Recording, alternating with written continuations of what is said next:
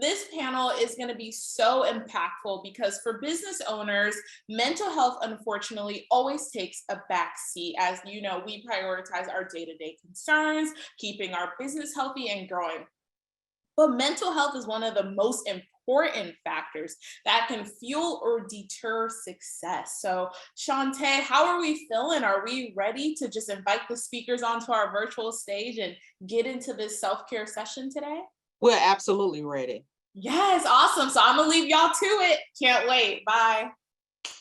All right, so welcome. We want to welcome the audience to the YEPS Black in Business Summit 2022, Self-Care for You and Your Business.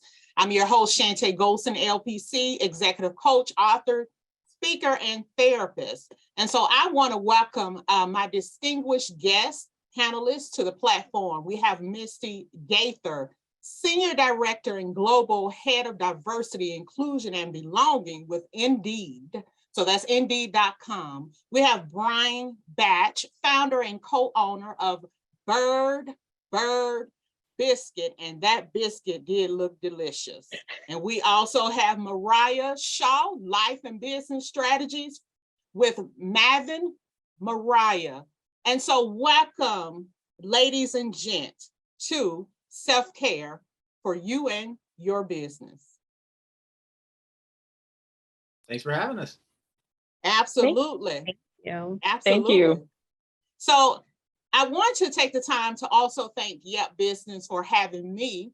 And this particular session is all about business owners, mental health, and the disadvantage of not realizing how effective the mental fitness component or mental health is for their lives, personally and professionally.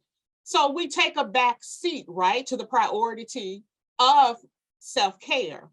But what do we think self-care is all about? It's not about going to the spa every 3 months. It's not just about taking a dip in the pool. It's not just about sitting on the beach. But self-care is an intricate part of our mental fitness that we must set in place on a daily basis for our routine. And we're going to talk about that a little bit more. So I want to ask our panelists to give me just a brief description of what you believe self-care is all about. Let's jump in with Brian.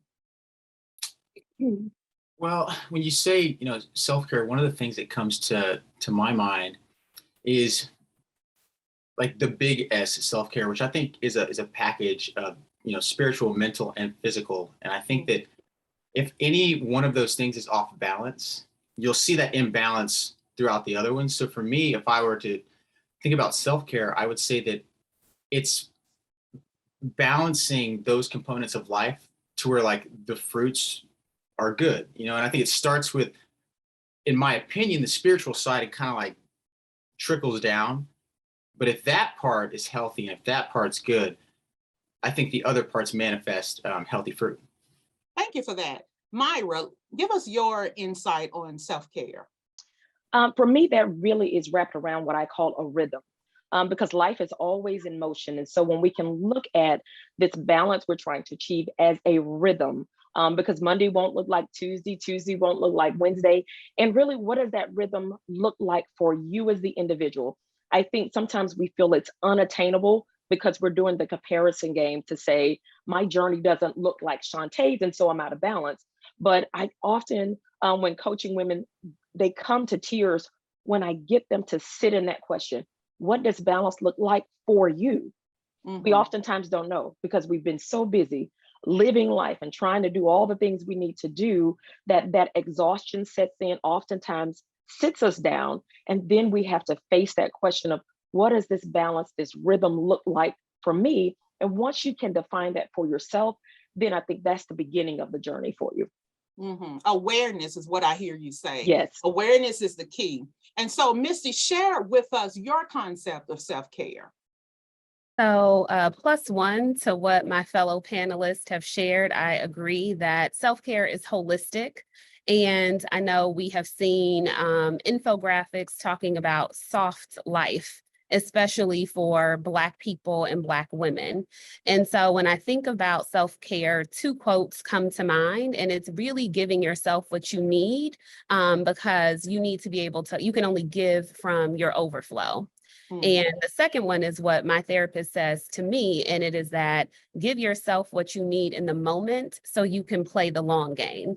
And so if you have those two guiding principles, it is helping you to understand when things are out of balance, whether it is at home, whether it is at work, and just the impact that the events happening around the world have on our ability to really fully function at our best capacity. Okay. So Misty, share a little bit about yourself in terms of working with Indeed and your experience on how you help the employees to better align themselves with what you're talking about, the holistic concept of self-care. So obviously I have a different perspective